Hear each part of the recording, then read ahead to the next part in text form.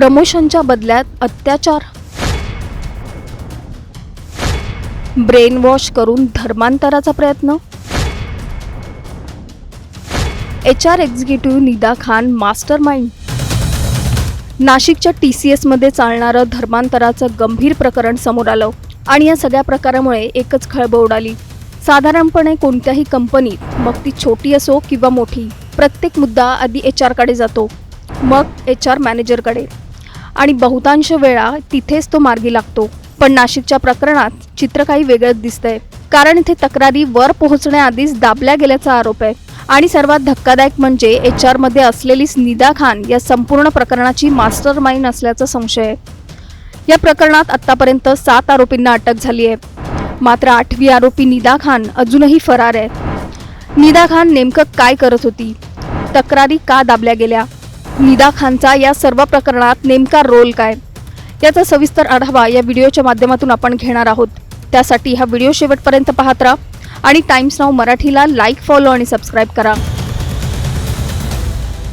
नाशिकमधील TCSच्या BPU युनिटमध्ये गेल्या काही वर्षांपासून चालू असलेल्या लैंगिक शोषणाचा आता मोठा भांडाफोड झालाय. पोलिसांनी तब्बल 40 दिवस गुप्त तपास केल्यानंतर या प्रकरणात आतापर्यंत 9 FIR दाखल झाले आहेत. या FIR मध्ये 6 टीम लीडर्स आणि HR विभागातील अधिकाऱ्यांसह अनेकांना अटक करण्यात आली आहे. पीडित महिलांच्या मते या सर्व घटना 2022 ते 2026 या काळात घडल्या आणि या सर्वात धक्कादायक बाब म्हणजे ज्यांनी महिलांच्या सुरक्षिततेची जबाबदारी घ्यायला हवी होती त्यांच्यावरच गंभीर आरोप झाले आहेत. पीडित महिलांचे आरोप नेमके काय? पीडित महिलांनी दिलेल्या तक्रारीनुसार काही टीम लीडर्सनी त्यांना नोकरी, पगारवाढ आणि प्रमोशनचं आमिष दाखवलं. यानंतर त्यांच्यावर शारीरिक संबंध ठेवण्यासाठी दबाव टाकण्यात आला. नकार दिल्यास ब्लॅकमेलिंग केलं गेलं आणि काही प्रकरणांमध्ये बलात्काराचेही आरोप करण्यात आलेत. याचबरोबर काही पीडितांनी गंभीर आरोप केलेत. नमाज पठण, रोजा ठेवणं, मांसाहार करणं आणि अगदी धर्मांतर करण्यासाठीही दबाव टाकण्यात आला. या प्रकरणात आसिफ अन्सारी, तौसिफ अत्तर, दानिश शेख, रजा मेमन, शाहरुख कुरेशी, शफी शेख आणि निदा खान अशी काही आरोपींची नावं समोर आली आहेत. निदा खान कोण आहे? तिची भूमिका काय? या संपूर्ण प्रकरणात सर्वात चर्चेत राहिलेलं नाव म्हणजे निदा खान. निदा खान ही सावित्रीबाई फुले पुणे विद्यापीठाची माजी विद्यार्थिनी आहे. ती नाशिकच्या TCS BPU युनिटमध्ये HR मॅनेजर म्हणून कार्यरत होती. तिच्यावर कर्मचाऱ्यांच्या तक्रारी हाताळणं, कामाच्या ठिकाणी कर्मचाऱ्यांना सुरक्षित ठेवण्याची आणि पॉश कायद्याअंतर्गत नियमांची अंमलबजावणी करण्याची जबाबदारी होती. पण तपासात समोर आलेल्या माहितीनुसार पीडितांनी केलेल्या 70 ते 80 तक्रारी, ईमेल्स, चॅट्स या सर्वांकडे दुर्लक्ष करण्यात आलं. काही पीडितांच्या मते निदा खानने तक्रारींना उत्तर देताना कॉर्पोरेटमध्ये अशा गोष्टी होत असतात, हे नॉर्मल आहे असंही म्हटलंय. यामुळे SITने निदा खानला या प्रकरणाची मास्टर माइंड म्हटलंय. तपासात अनेक धक्कादायक खुलासे समोर. तपासात असंही समोर आलंय की तक्रारी वरिष्ठांपर्यंत पोहोचू नयेत यासाठी निदा खानकडून त्या दाबल्या गेल्या. पीडित महिलांना मानसिक दबावाखाली ठेवण्यात आलं, त्यांच्या कामाचा ताण वाढवण्यात आला आणि काहींना बदलीचा आमिष दाखवण्यात आलं. विशेष म्हणजे आरोपींपैकी काही जण विवाहित असल्याचीही माहिती लपवण्यात आली होती, ज्यामुळे पीडित महिलांना फसवणं सोपं झालं. दरम्यान निदा खान जानेवारी 2026 मध्ये कंपनी सोडून गेल्याची माहिती समोर आली आहे आणि सध्या ती फरार असल्याचं सांगितलं जात आहे. नाशिकमधल्या या सर्व प्रकरणामुळे फक्त एक कंपनीच नाही तर संपूर्ण कॉर्पोरेट संस्कृतीवर प्रश्नचिन्ह उभं राहिलंय. महिलांच्या सुरक्षिततेसाठी असलेले पॉश कायदे फक्त कागदावरच आहेत का?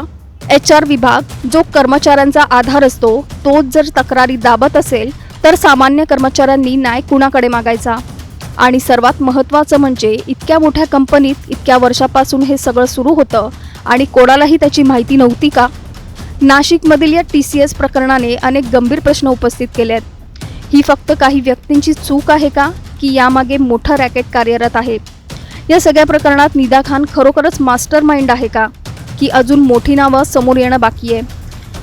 कॉर्पोरेट जगतात काम करणाऱ्या महिला खरंच सुरक्षित आहेत का? तुम्हाला या सगळ्याबाबत नेमकं काय वाटतं? आम्हाला खाली कमेंट करून नक्की सांगा आणि चॅनलला सबस्क्राईब करा.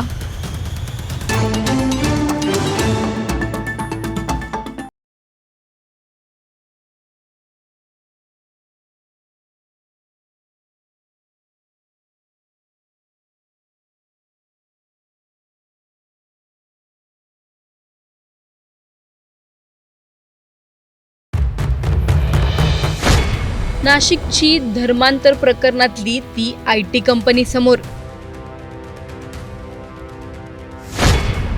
नामांकित कंपनी आणि गाजलेलं धर्मांतराचं प्रकरण. कंपनीने समोर येऊन नेमकं काय सांगितलं?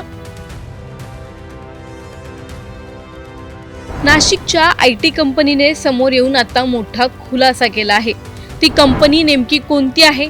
त्या कंपनीने समोर येऊन काय म्हटलं आहे? त्या कंपनीचं नेमकं म्हणणं तरी काय आहे? सर्व जाणून घेणार आहोत या व्हिडिओमधून. त्यामुळे हा व्हिडिओ शेवटपर्यंत नक्की पहा आणि टाइम्स नाऊ मराठीच्या सर्व माध्यमांना सबस्क्राईब आणि फॉलो करायला विसरू नका. नाशिकमधील एक नामांकित multinational IT company. He company फक्त नाशिकमधील नाही तर भारतातील नामांकित कंपनी आहे, ज्यात हजारो रोजगार दिले जातात. लाखो करोडोचा टर्नओव्हर या कंपनीचा आहे आणि याच कंपनीमध्ये धर्मांतराचं मोठं प्रकरण समोर आलं आहे आणि त्या कंपनीचं नाव आहे TCS, टाटा कन्सल्टन्सी सर्व्हिसेस. होय, या कंपनीने स्वतः समोर येऊन स्पष्टीकरण दिलं आहे. ते नेमकं काय म्हणाले आहेत जाणून घेऊयात. टाटा कन्सल्टन्सी सर्व्हिसेस म्हणजेच TCS मध्ये कोणत्याही प्रकारच्या छळवणूक आणि जुलुमाविरुद्ध दीर्घकालीन शून्य सहनशीलता धोरण आहे. आम्ही नेहमीच आमच्या कर्मचाऱ्यांच्या कार्यस्थळी सुरक्षितता, सन्मान आणि कल्याणाच्या सर्वोच्च मानकांची खात्री केली आहे. नाशिकमधील या प्रकरणाची माहिती मिळताच आम्ही तात्काळ कारवाई केली असून अंतर्गत चौकशी प्रक्रिया सुरू केली आहे. तपासाअंतर्गत असलेल्या कर्मचाऱ्यांना चौकशी पूर्ण होईपर्यंत निलंबित करण्यात आला आहे.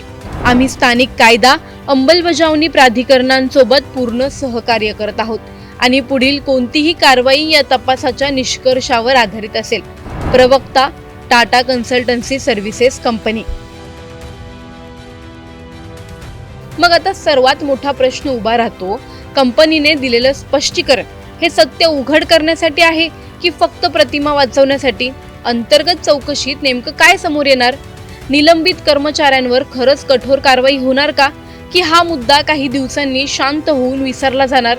आणि सर्वात महत्त्वाचं, इतक्या मोठ्या कंपनीमध्ये जर अशा प्रकारचे आरोप समोर येत असतील तर कर्मचाऱ्यांची सुरक्षितता नेमकी किती खात्रीशीर आहे? हे केवळ एक प्रकरण आहे की अजूनही अनेक गोष्टी समोर येणं बाकी आहे? तुम्हाला या प्रकरणी काय वाटतं? आम्हाला कमेंटमध्ये नक्की कळवा. व्हिडिओ लाईक व शेअर करायला विसरू नका. तसंच अशा नवनवीन अपडेटसाठी व माहितीपूर्ण व्हिडिओसाठी टाइम्स नाऊ मराठीला नक्की फॉलो करा.